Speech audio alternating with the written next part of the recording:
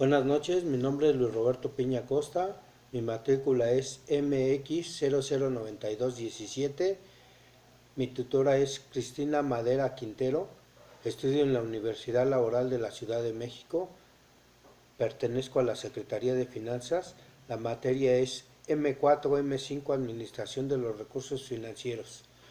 El nombre de la actividad es Producto Integrador, Punto de Equilibrio y Razones Financieras.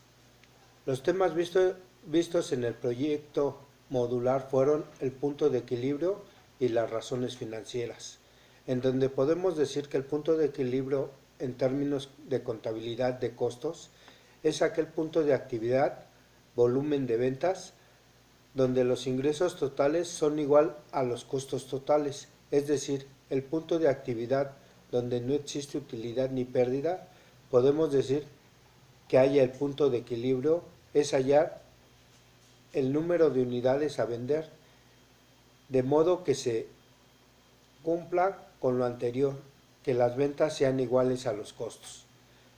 La fórmula para determinar las unidades físicas del punto de equilibrio es el precio unitario por las unidades a vender, de modo que los ingresos sean iguales a los costos, menos el costo variable unitario por las unidades a vender, menos el costo fijo. Ya que si queremos hallar el punto de equilibrio en unidades monetarias, simplemente multiplicaremos el resultado por el precio de venta. Las razones financieras son las herramientas utilizadas en el análisis financiero. El análisis financiero comprende la recopilación, interpretación y comparación de la información resultante de la operación de una empresa, o mejor dicho, es el estudio de los estados financieros con el fin de obtener información que contribuya en la toma de decisiones de la empresa. Rentabilidad de capital aportado. La razón de la rentabilidad se usa para medir el nivel de ganancias que se puede obtener en una empresa con respecto a los activos de la misma o al capital que han aportado los socios. El margen neto nos ayuda a determinar la tasa de utilidad obtenida de las ventas y otros ingresos.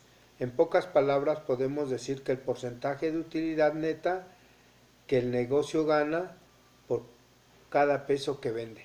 Un ejemplo es cuando se tiene una utilidad neta de la empresa de 190,000 pesos con unas ventas de 800,000 pesos. Por lo tanto, si dividimos 190,000 entre 800,000, obtenemos 0.23 por 100, sería 23.75, que equivale al porcentaje.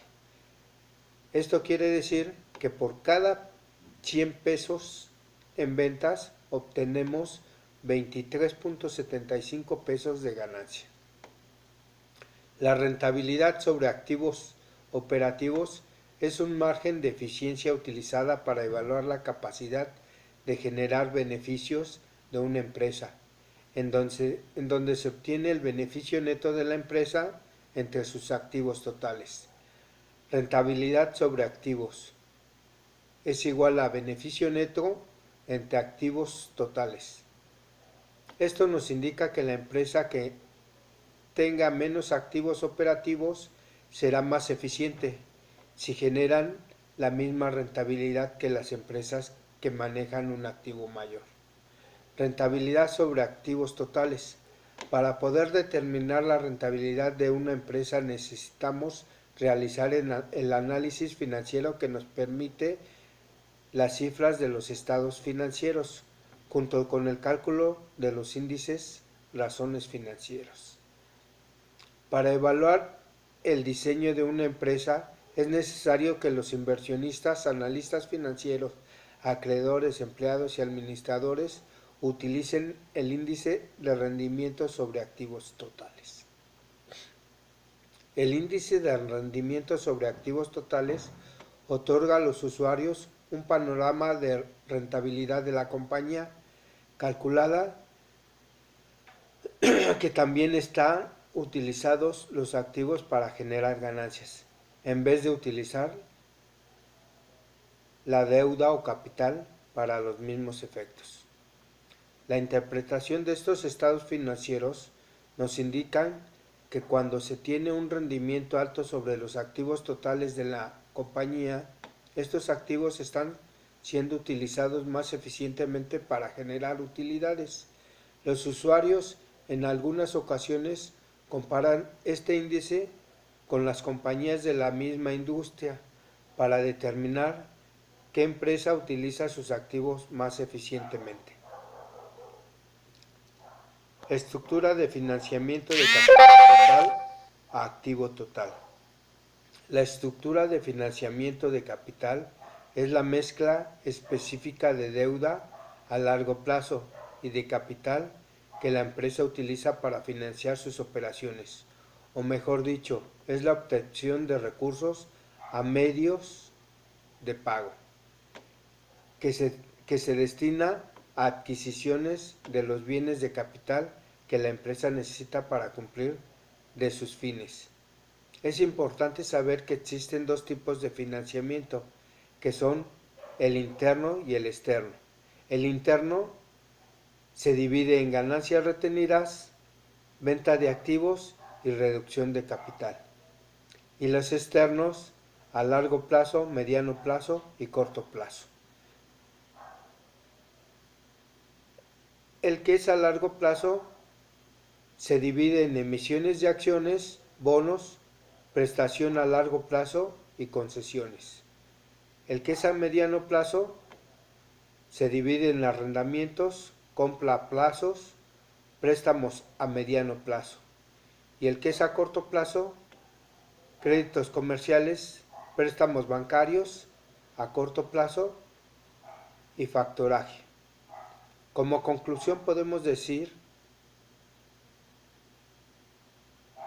que a la estructura de financiamiento con la combinación entre recursos financieros propios y ajenos a corto plazo y largo plazo que se destinan a la adquisición de activos que la empresa necesita, por lo tanto podemos decir que es un traje a la medida de quien lo proyecta, ya que está influenciado principalmente por las características personales de quien toma las decisiones.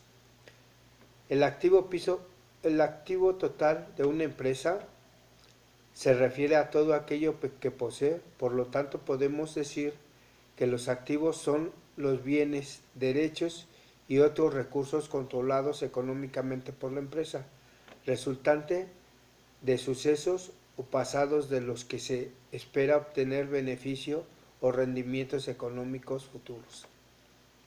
Solvencia. La solvencia es la capacidad de una empresa para cumplir con sus obligaciones y generar fondos para atender en las condiciones preestablecidas los compromisos sellados con terceros.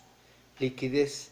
Se entiende por liquidez a la capacidad de una inversión para ser transformada en dinero en efectivo sin que se produzca una pérdida significativa de su valor. Permite al cedente obtener efectivo inmediato, además de dar acceso a mejores condiciones y oportunidades de negocio. Para medir la liquidez de una empresa se utiliza lo que se conoce como ratio de liquidez, el cual permite calcular la capacidad que tiene una empresa para afrontar sus obligaciones a corto plazo y con ello averiguar su solvencia en efectivo y su capacidad para resolver de forma rentable cualquier imprevisto. Prueba de ácido. La prueba de ácido es un índice de solvencia más exigente en la medida en que se excluye los inventarios del activo corriente. La prueba del ácido es igual al activo circulante menos el inventario entre pasivo circulante. Si se considera que el índice es razonable, se encuentra entre 80.80 y 1. En una buena negociación podemos llegar a un buen acuerdo con nuestros proveedores con un índice intermedio, como por ejemplo 0.90, ya que en todo caso lo ideal es que sea 1. Si nos encontramos un factor igual a 0.80, significa que la empresa puede llegar a incumplir sus pagos. Con relación al ejercicio en donde solicita se obtengan los temas aprendidos, tenemos lo siguiente. Razones financieras de la empresa Vitro S.A.B., DCB y subsidiarias.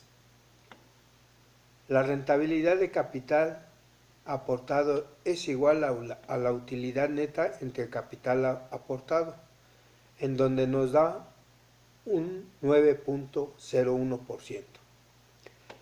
La rentabilidad sobre activos operativos, que es igual a la utilidad en operación entre activos fijos, nos da un 10.8%. Con respecto a la rentabilidad de activos totales, que es igual a la utilidad neta entre activos totales, nos da 1.7%. Estructura de financiamiento, deuda a activo total, es igual a pasivo total entre activo total. La estructura financiera de deuda a activo total es igual al 80.9%. Estructura financiera de capital total a activo total, que es igual a capital total entre activo total, nos da un 19.1%. La liquidez, que es igual al activo circulante entre el pasivo circulante, nos da 139%. La prueba del ácido, que es igual al activo circulante menos el inventario entre el pasivo circulante, nos da un 90.6%. En conclusión, podemos decir que con este índice podemos llegar a un buen acuerdo con nuestros proveedores. Buenas noches, gracias.